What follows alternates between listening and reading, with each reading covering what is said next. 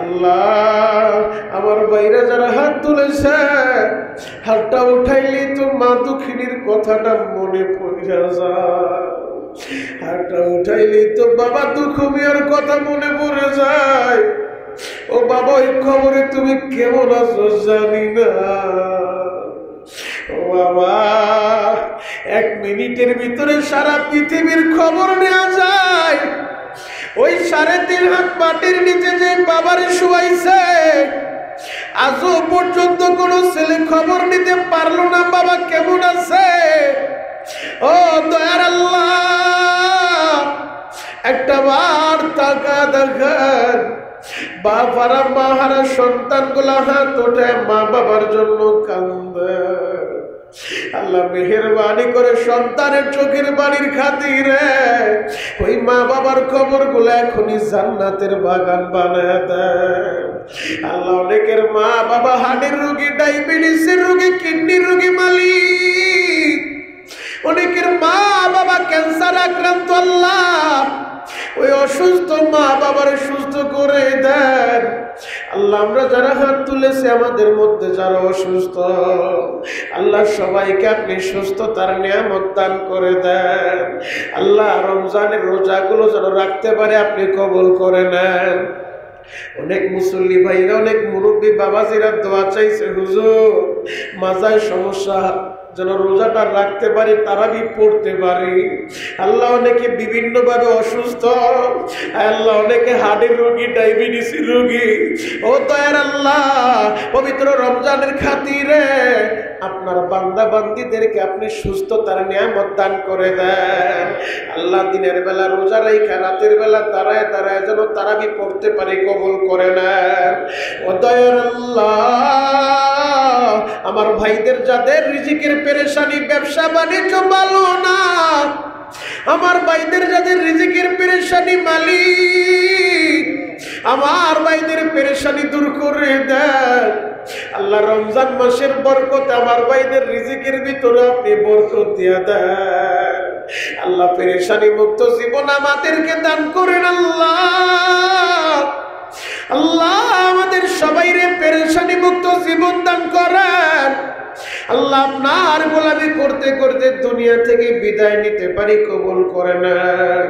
আল্লাহ মক্কা মদিনার মেহমান আমাদেরকে বানায় দেন। আল্লাহ বারবার মক্কা মদিনার মেহমান বানায় দেন।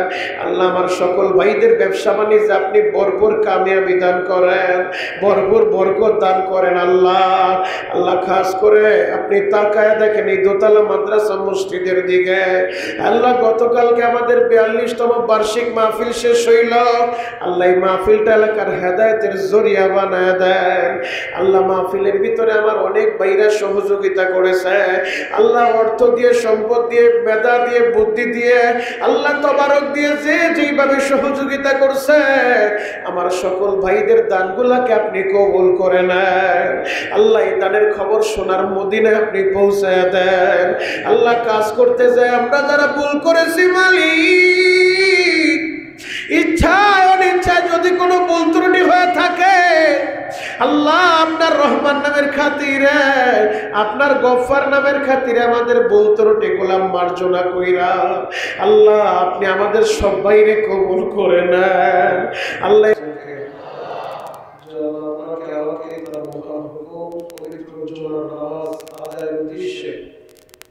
পবিত্র শাবান মাসের সর্বশেষ জুমায় মসজিদে নিয়ে এসেছেন। এর জন্যই মহান মুনির দরবারে অমর চিত্তে কণ্ঠের সর্বোচ্চ আওয়াজ দিয়ে একবার কালিমাতুশ শুকর আদায় করে আলহামদুলিল্লাহ।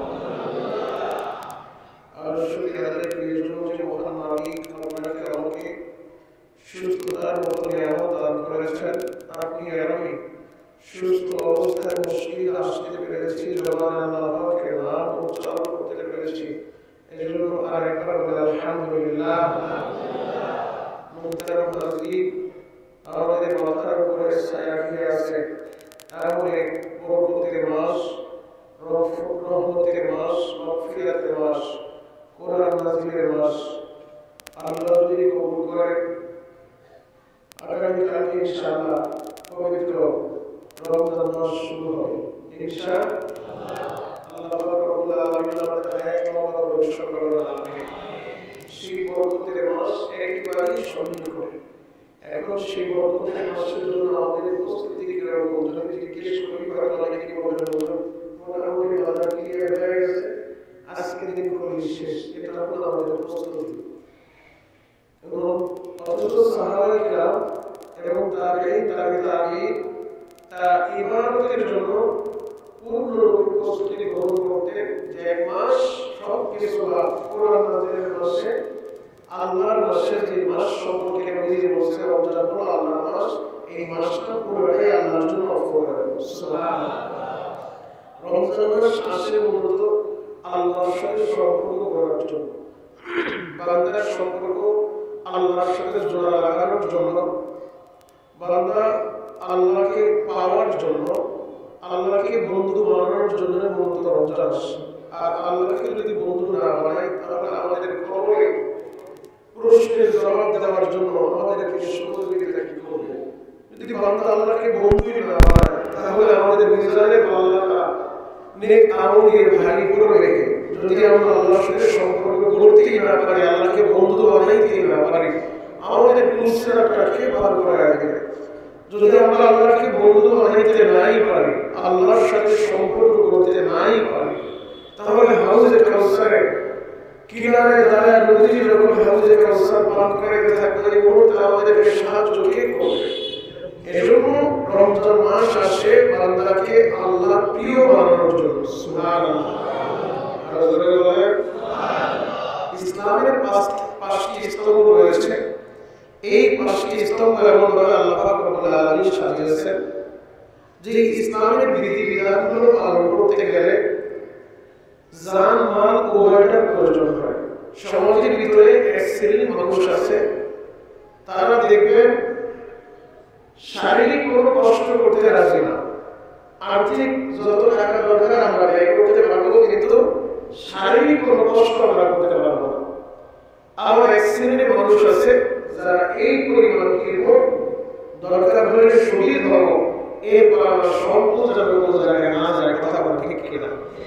দুই শ্রেণীর মানুষ, এক শ্রেণীর যারা শরীরকে কষ্ট দিতে নারাজ, যত কষ্ট হোক আমার টাকা পয়সার উপর দিয়ে যায় কিন্তু আমি কষ্ট করতে রাজি না। আর এক শ্রেণীর মানুষ যত কষ্ট হোক আমি টাকা পয়সা খরচ করতে রাজি না। কিন্তু ইসলামটাকে আল্লাহ এমনভাবে সাজিয়েছেন পাঁচটি স্তম্ভ দিয়ে যে ইসলামের ছায়াতলে যারা আসবে তারা শুধু অর্থ দিয়ে, কেউ শুধু অর্থ দিবে আর কেউ শুধু পরিশ্রম দিবে এমনটা না, বরং ইসলামের বিধিবিধানগুলো আল্লাহ এমনভাবে সাজিয়েছেন জান মাল উভয়টার সমন্বয় আল্লাহ করছেন। সুবহানাল্লাহ। ইসলামের কাছে এটা সবার মাথা নত করতে হয়। যেমন শারীরিক কিছু কষ্ট, ইসলামের মূল স্তম্ভ ভিতরে নামাজ, তো নামাজ তো শরীরের কষ্ট, 5 ওয়াক্ত নামাজ এটা শরীরের কষ্ট। এরপরে রোজা এটা হচ্ছে শরীরের কষ্ট।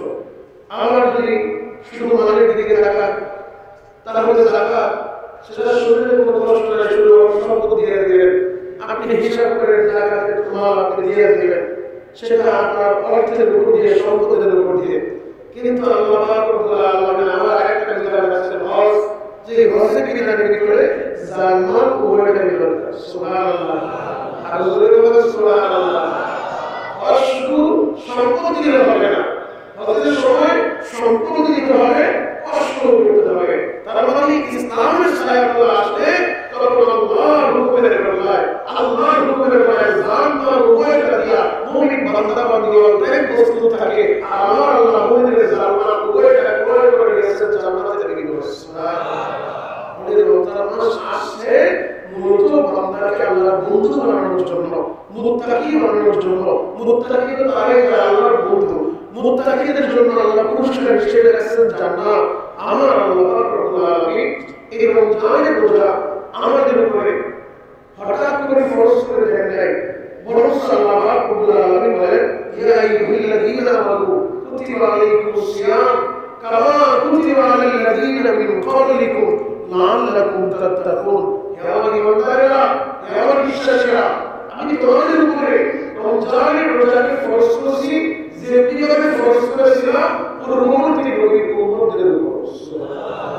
তার মানে আমাদের উপর একটা চাপায় দেন নাই, এটা বাবা আদম থেকে শুরু করে সমস্ত নবীর উপরে, সমস্ত উম্মতদের উপরে আল্লাহ রোজা ফরজ করেছিলেন। তবে তাদের ধরনটা ভিন্ন ছিল, কতজন আলোচনা করেছিলাম, তাদের ধরনটা কাইফিয়ত ভিন্ন ছিল, কিন্তু রোজা আল্লাহ ফরজ করেছিলেন। আর এই রমজানের রোজা ফরজ হওয়ার আগে হঠাৎ করে রোজাটা ফরজ হয়ে যায়। নবী সাল্লাল্লাহু আলাইহি ওয়াসাল্লাম প্রাথমিক পর্যায়ে প্রতি মাসে 3টি রোজা রাখতেন, আইয়ামে বিজে রোজা, আরবি মাসে 13, 14, 15 এই 3টা দিন নবী সাল্লাল্লাহু আলাইহি ওয়াসাল্লাম নিজে রোজা রাখতেন। তখন নবী কাউকে রোজা রাখতে বলতেন না, নবী নিজে থেকে নিজে রোজা রাখতেন। প্রতি মাসে আরবি মাসে 3টা রোজা, যেটাকে আইয়ামে বিজ বলে, 13, 14, 15 এই 3টা রোজা নবী রাখতেন। নবীজিকে দেখা দেখি অনেক সাহাবায়ে কেরাম শুরু করে দিলেন, তারাও মাসে 3টা রোজা রাখে। এরপর ফজিলত বয়ান করা শুরু করলেন, এখন আস্তে আস্তে তারা রোজা রাখা শুরু করলো। এরপরে আল্লাহ নবী যখন মক্কা থেকে হিজরত করে মদিনায় গেলেন, মদিনায় যাওয়ার পরে নবীজি দেখলেন মুহররমের 10 তারিখ রমজান আশুরা মদিনার ইহুদিরা তারা ওই দিন রোজা রাখে। নবীজি জিজ্ঞেস করলেন, আপনারা এই দিন কেন রোজা রাখেন? তারা বলে, দিন বনি ইসরাঈলদেরকে আল্লাহ পাক রব্বুল আলামিন মুসা আলাইহিস সালাতু ওয়াস সালাম এবং তার উম্মতদেরকে ফিরআউনের জুলুম নির্যাতন থেকে আল্লাহ হেফাজত করেছে, তাদেরকে নাজাত দিয়েছে। আর জালিম ফিরআউনকে আল্লাহ পাক রব্বুল আলামিন ইঁদুরের মতো চুবায় শায়েস্তা করছে। তো আমরা মুসলমানদের আল্লাহ জালিমের জুলুম থেকে আল্লাহ মুক্তি দিয়েছে, তার উম্মতদেরকে নাজাত দিয়েছে। এই কারণে শুকরিয়া স্বরূপ আমরা ইয়াউম আশুরা মুহররমের 10 তারিখ রোজা রাখি। নবী সাল্লাল্লাহু আলাইহি ওয়াসাল্লাম বলেন, যদি মুসলমানদের এবং তার উম্মতদেরকে নাজাত দেওয়ার কারণে তোমরা রোজা রাখো, তাহলে তোমাদের কাছ থেকে আমি মুসলমানদের আরো নিকটবর্তী। নবী সাল্লাল্লাহু আলাইহি ওয়াসাল্লাম নিজে রোজা রাখা শুরু করলেন, সাহাবাদেরকে বললেন, তো রমজানের আগে ইয়াউম আশুরা, আশুরা রোজা মুহররমের 10 তারিখের রোজা ফরজ ছিল। এরপরে দ্বিতীয় হিজরিতে শাবান মাসে আইসা আল্লাহ পাক রব্বুল আলামিন কোরআনে আয়াত নাযিল করলেন, ইয়া আইয়ুহাল্লাযীনা আমানু কুতিবা আলাইকুমুস সিয়াম কামা কুতিবা আলাল্লাযীনা মিন ক্বাবলিকুম লাআল্লাকুম তাত্তাকুন। আল্লাহ দ্বিতীয় হিজরিতে মক্কায় একটা অবস্থা হয়, মদিনায় যাওয়ার দ্বিতীয় বছর, দ্বিতীয় হিজরিতে শাবান মাসে আল্লাহ আয়াত নাযিল করে এই রমজানের রোজা ফরজ করেছে। রমজানের রোজা ফরজ হইল, তো রমজানের রোজা ফরজ হওয়ার পরে এখন সবাই রোজা রাখা শুরু করছে। এরপরে রোজা রাখার ধরনটা তখন আমার কেমন ছিল? রোজা রাখতো ধরেন ইফতারের সময় সন্ধ্যা রাত্রে খাবার খেয়ে ঘুমাইছেন, তাহলে ঘুমের পরে ঘুম থেকে ওই আমরা সাহারি খাই, এই সাহারি খাওয়া যাবে না। আপনি ঘুমাইছেন, ঘুম থেকে আপনার রোজা শুরু। আপনি যদি 10টার সময় ঘুমান, 10টা থেকে আপনার রোজা শুরু হয়ে যাবে পরদিন সন্ধ্যা পর্যন্ত। আপনি যদি সন্ধ্যা 7টায় ঘুমায় যান, 7টা থেকে রোজা শুরু। এটা ছিল সিস্টেম। এরপরে নবী একজন সাহাবী, তিনি হঠাৎ করে ইফতারের আগ মুহূর্তে বাসায় আসলেন, সারাদিন পরিশ্রম করে। বিভিন্ন বলছেন, ইফতার তাড়াতাড়ি তৈরি করো। তবে ব্যবসায় ইফতার তৈরি করতে করতে সারাদিন পরিশ্রম করে আসছে, শেষ হওয়ার পরে সাথে সাথে ঘুমায় গেছে। এখন যে আল্লাহর কথা ঘুমায় গেছে, তারা ইফতারের টাইম তো না হয়ে গেছে। এখন ইফতারের টাইম না হয়ে গেছে, ইফতার করাটা শুরু করে আল্লাহর মধ্যে ইফতার করে আমি ইফতার করে সারা রাত পার হয়েছে। প্রতিদিন দুপুর পর্যন্ত দেয়া হঠাৎ করে তিনি অজ্ঞান হয়ে গেছে, কারণ ভয়া পড়ে গেছে। তারা নবী সাল্লাল্লাহু আলাইহি ওয়াসাল্লামের কাছে যখন বিষয়টা জানানো হলো, তখন আল্লাহ পাক রব্বুল আলামিন নবীজির মাধ্যমে আবার বিধান দিলেন, তোমরা সুবহের সাদিকে রাত পর্যন্ত খানা গ্রহণ করতে পারো। সুবহানাল্লাহ। সুবহের সাদিকে রাত পর্যন্ত খানা গ্রহণ করতে পারবে। এরপরে আরেকটা বিধান, তারা রমজানের রোজা যারা ফরজ করছে, সুবহের সাদিক থেকে শুরু করে সূর্যাস্ত পর্যন্ত খানা স্ত্রী সহবাস থেকে নিজেদেরকে বিরত রাখতে হবে।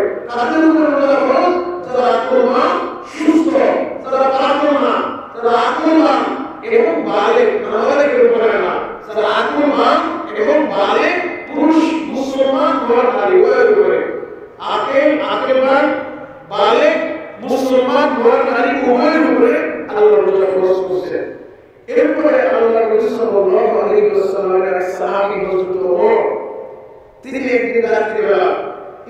সাথে সমাবেশ করবেন। তবে হযরত ওমর রাদিয়াল্লাহু তাআলা আনহু বিষয়টাকে অনেক গভীরভাবে দেখতেছিলেন যে এই ভাষাটা কি ভুল বললাম কিনা। তো তিনি আমার নবীজির কাছে প্রশ্ন করলেন। নবীজির কাছে বিষয়টা জানার পরে আল্লাহ পাক রব্বুল আলামিন নবীজির মাধ্যমে আবার হযরত ওমরকে এই উম্মতকে জানিয়ে দিলেন যে আপনারা রাত্রিবেলা স্ত্রীর সহবাস করতে পারবেন, কিন্তু সুবহের সাদিক থেকে শুরু করে সূর্যাস্ত পর্যন্ত খানাপিনা স্ত্রীর সহবাস থেকে বিরত থাকতে হবে। তাহলে যে বিষয়টা বুঝিয়ে দিতে চাই, নবীর সাহাবীদের মাধ্যমে আল্লাহ পাক রব্বুল আলামিন অনেক বিষয়গুলো আমাদের জন্য সহজ করে দিয়েছেন। কথা বলেন নবীর সাহাবীরা প্রশ্ন করছে, তারা প্রশ্ন করার পরে আল্লাহ পাক রব্বুল আলামিন আমাদের জন্য সহজ করে দিলেন, আমাদের জন্য কঠিন হয়ে গেল। এজন্য সাহাবায়ে কেরাম আমাদের জন্য হকের রক্ষাকারী সাহাবায়ে কেরাম, তাদের সমালোচনা করা যাবে না, সাহাবায়ে কেরামের সমালোচনা করা থেকে বিরত থাকতে হবে। সাহাবায়ে কেরামের মাধ্যমে আল্লাহ আমাদের জন্য অনেক বিধিবিধানগুলো সহজ করে দিয়েছেন। মুহতারাম হাজিরিন, তাহলে মুসলমান আমাদের উপরে যাদের উপর আল্লাহ রোজা ফরজ করেছেন, এই রোজাটা রাখতে হবে। প্রাথমিক পর্যায়ে এই সুযোগ ছিল যে কেউ চাইলে আকিলমান বালেগ পুরুষ কিন্তু সে রোজা রাখবে না, তার অর্থ আছে সম্পদ আছে, সেই ফিরিয়ে দিয়ে আরেকজন রোজা রাখবে, এই সুযোগ ছিল। পরবর্তীতে আল্লাহ পাক রব্বুল আলামিন এটাও বিহিত করে দিয়েছেন, এটাও পরিপূর্ণভাবে বিহিত করে দিয়েছেন যে রমজানের রোজা রাখার উপরে ফরজ সুস্থ যারা সফর মুসাফির না, মুসাফির এবং অসুস্থ ব্যক্তি, যারা সুস্থ মানুষ, যারা মুকিম এলাকায় আছে, সুস্থ আছে, তাদের উপরে রাখতে হবে। যদি কেউ না রাখতে পারে, যদি কেউ ছুটে যায়, সফর করা যাবে, অসুস্থ হওয়া যাবে, তাহলে তারাই পরবর্তীতে কাজে আদায় করবে। কিন্তু সুস্থ মানুষ তাদের রোজা ছাড়ার কোনো সুযোগ নেই। যারা সুস্থ মুকিম তাদের উপরে রোজা ফরজ, নিজেদের রোজা নিজেদেরই রাখতে হবে। এখন বিষয়টা কি টাকা সায়ার দিয়ে দিব, আমার পক্ষ থেকে রোজা রাখবে নাই, সুযোগ নেই, আপনার রোজা আপনাকেই রাখতে হবে। কিন্তু যদি আপনি অসুস্থ হয়ে যান, অসুস্থ ব্যক্তির জন্য ছাড় আছে, মুসাফিরের জন্য ছাড় আছে। মুসাফির এবং অসুস্থ তারা সফর হতে থাকলে, অসুস্থ হইলে তাদের পরবর্তীতে তারা কাজ আদায় করতে পারবে। এটা পরবর্তীতে আল্লাহ তাদেরকে সুযোগ দিয়েছেন।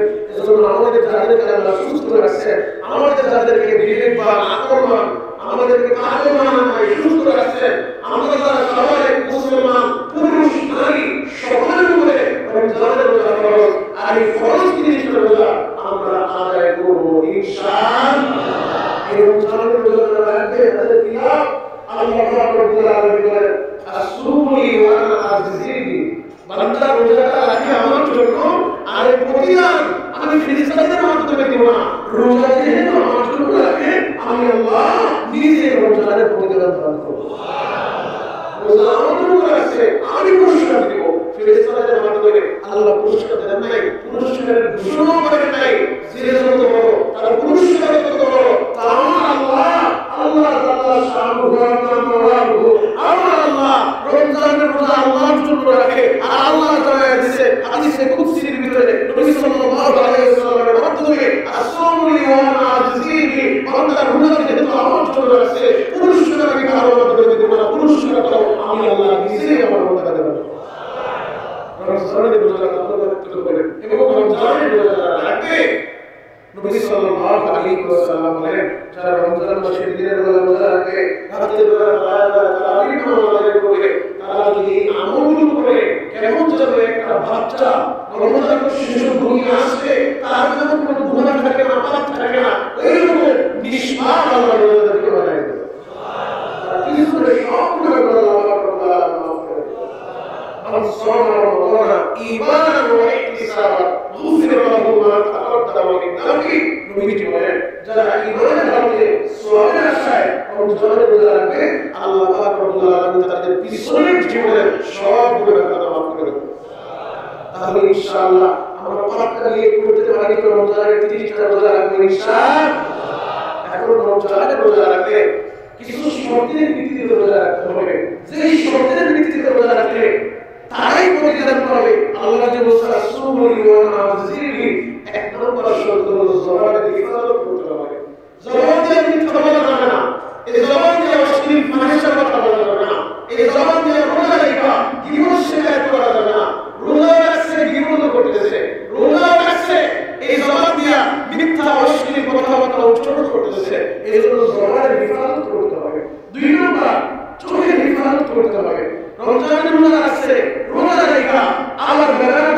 রাখছে, রোজা রেখা অশ্লীল ফাহিশা গর্হিত কাজগুলো দেখতেছে।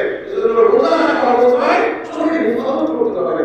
রোজা শুধু না খেয়ে থাকা নয়, সারাদিন আমি না খেয়ে থাকলাম তাহলে আমার রোজা সব কিছু বেরাতে চলবো না।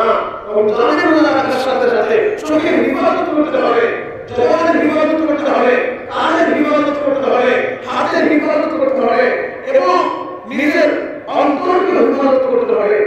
এই অন্তর দিয়ে খারাপ চিন্তা ভাবনা করতে হবে না। সব কিছু থেকে আমরা বিরত থাকবো, তাহলে ইনশাআল্লাহ আশা করা যায় আল্লাহর রাসূল ওয়া নাযিরি বান্দা রোজা রাখছে আমার জন্য পুরস্কার আমি আল্লাহ নিজে দান করব। আল্লাহু আকবার।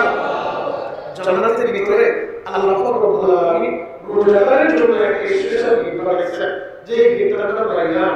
এই রায়্যান নামক গেট দিয়া অন্য কোনো ব্যক্তি যারা ঢুকাবে না, শুধুমাত্র স্পেশালি যারা রোজা রাখছে আল্লাহর ভিআইপি গেস্ট, ভিআইপি মেহমান, যাদেরকে আল্লাহ বলছে প্রতিদিন আমি নিজের হাতে দেব, আমার জন্য রোজা রাখছে বান্দা, কাউকে দেখানোর জন্য না। কারণ রোজা তো এমন এক যে রোজা তাকওয়া অর্জনের জন্য আল্লাহ দিয়েছে, বান্দার মুত্তাকি বানানোর জন্য। ঘুম করে বান্দা পানি পান করে না, শুধু থাকলেও খায় না, পানি নিতে সমুদ্রে ডুব দিয়েও পানি পান করে না। নদীর ভিতরে গোসল করতে গেছে তো ডুব মারতে চাইলে যে এক ডুব পানও করতে পারে, এরপর পান করে না, কলিজা শুকায় যায় তারপরও খায় না। কেন? বলে আল্লাহর ভয়, দুনিয়ার কেউ দেখবে না, দুনিয়ার কেউ জানবে না, আমরা আল্লাহর তো দেখে। ওই যে আল্লাহর ভয়, তাকওয়া মুত্তাকি বানানোর জন্য আল্লাহর ভয় বান্দা ইফতারির সামনে নাড়াচাড়া করে, ইফতারির সামনে নাড়াচাড়া করে, এরপর খায় না, এরপর সর্বটা মান করে না। আমার আল্লাহ ফেরেশতাদের মজলিসে বলতে থাকে, ফেরেশতারা তারা দেখতে থাক, তোমরা তো বলছিলা মানুষ মারার দরকার নাই, আর মারামারি করবে, কাটাকাটি করবে, তারা দেখো আমার বান্দাগুলো খাবার নিয়ে নাড়াচাড়া করতেছে, কলিজাটা শুকিয়ে যাচ্ছে, মনে হচ্ছে যে এক গ্লাস শরবত আমার হবে না, এক গ্লাস শরবত করে রাখে আমার লাগবে। ইফতারি যে আয়োজন করছে এগুলো আরেকজনকে দিলে চলবে না, সব আমার একাই লাগবে। এরপর বান্দা খায় না, ফেরেশতারা কেন খায় না? বলে আল্লাহ আযান তো হয় না, বলে আযান হয় না, আল্লাহু আকবার, আপনার নামে ধ্বনি কানে আসবে, এরপর বান্দা খাবে, আগে খাবে না। আল্লাহ বলে ফেরেশতারা দেখতে থাক, আমি এজন্য আমার এই বান্দার ওয়াদি বানাইছি। সুবহানাল্লাহ। আল্লাহ গর্ব করতে থাকে ফেরেশতাদের মধ্যে। এজন্য ইনশাআল্লাহ আমরা রোজা রাখবো, পাশাপাশি আমরা যদি কোনো রোজাদারকে ইফতার করাই, নবী সাল্লাল্লাহু আলাইহি ওয়াসাল্লাম বলেছেন একজন রোজাদারকে যদি বান্দা মধ্যে ইফতার করায় আল্লাহ পাক রব্বুল আলামিন তার থেকে জাহান্নামকে 70 বছরের দূরত্বে সরায় দেন। সুবহানাল্লাহ। এবং একটা রোজা রাখলে, এক রোজা রাখলে জাহান্নাম থেকে তার রাস্তা আল্লাহ পাক রব্বুল আলামিন 70 বছর দূরে নিয়ে যান। সুবহানাল্লাহ। এজন্য আমরা ইনশাআল্লাহ রোজা রাখবো, আমরা যাদেরকে রোজাদারকে ইফতার করার সুযোগ এই ফজিলত হাতছাড়া করবো না। নবী সাহাবী প্রশ্ন করেছিলেন, নবীজি আমাদের সকলের সেই সামর্থ্য নাই যে আমরা একজন রোজাদারকে তৃপ্তি সহকারে ইফতার করাবো। নবীজি বলে একটা খেজুর দিয়া, একদম পানি দিয়া, একদম দুধ দিয়েও যদি তোমরা কাউকে ইফতার করাও, তারপরেও আল্লাহ পাক রব্বুল আলামিন রোজাদার সারাটি রোজা রেখে যে পরিমাণ সওয়াবের অধিকারী হয়েছে, তুমি যে এক টুকরা খেজুর দিছো, তুমি যে এক গ্লাস শরবত দিছো, ওই এক গ্লাস শরবত দিয়ে ইফতার করার বদৌলতে আল্লাহ পাক রব্বুল আলামিন ওই সমপরিমাণ রোজার সওয়াব তোমার আমলনামায় দান করবে। সুবহানাল্লাহ। আমরা সামর্থ্য আছি, আগামী কালকে যদি আল্লাহ কবুল করে আমাদের দেশে মাহে রমজানটা উদীর্ঘ হবে।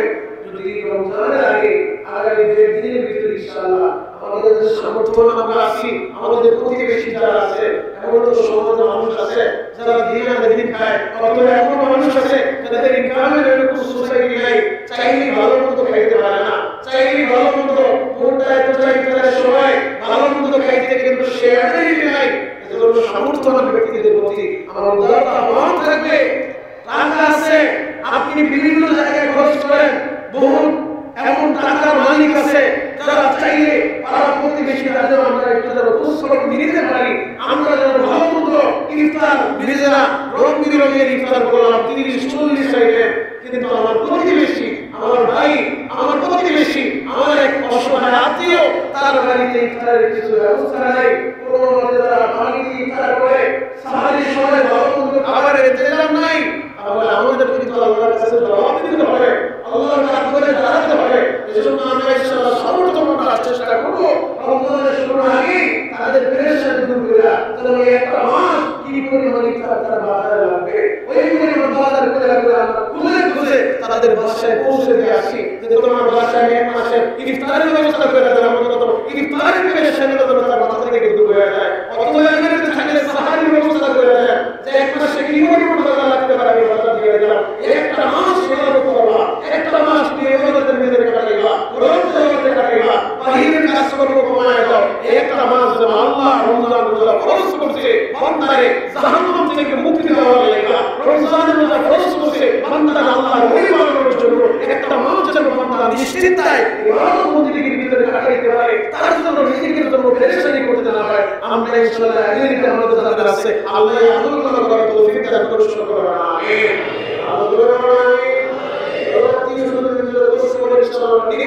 আমরা নিয়ে তারা এমন মানুষের সমাজ আছে, অনেকে তো হাত পাতে, যারা বিক্রিয়া করে তারা তো হাত পাততে পারে, 10 টাকা নিয়ে চাইতে পারে, আপনি প্রেমের একটা পাবে সে 10 টাকা দিতে পারে, কারণ সে হাত পাতে দেব, এটাই স্বাভাবিক কথা বলেন ঠিক কিনা? কিন্তু সমাজে এমন কিছু মানুষ আছে যারা হাত পাততে পারে না, যারা কাউকে বলতে পারে না, না খায় থাকলেও এরপরে কাউকে মুখ ফুটে বলতে যাবে না খায় আছে।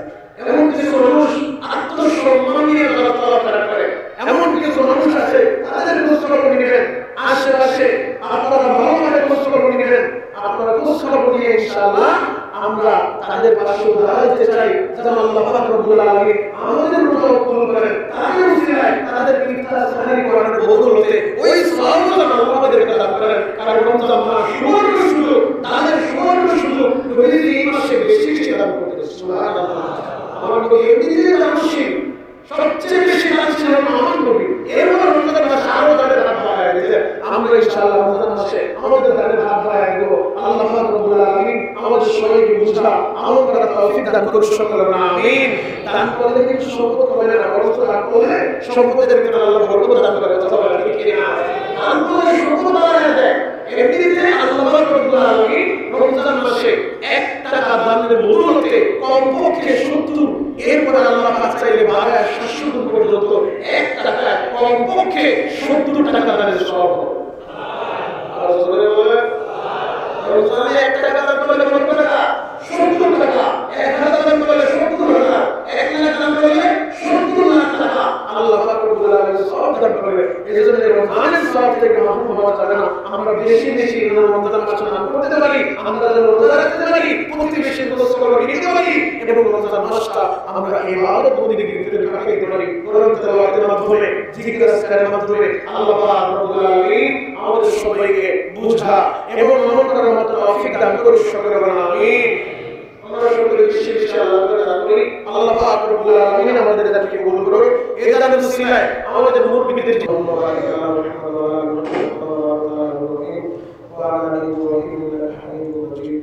اللهم آمين.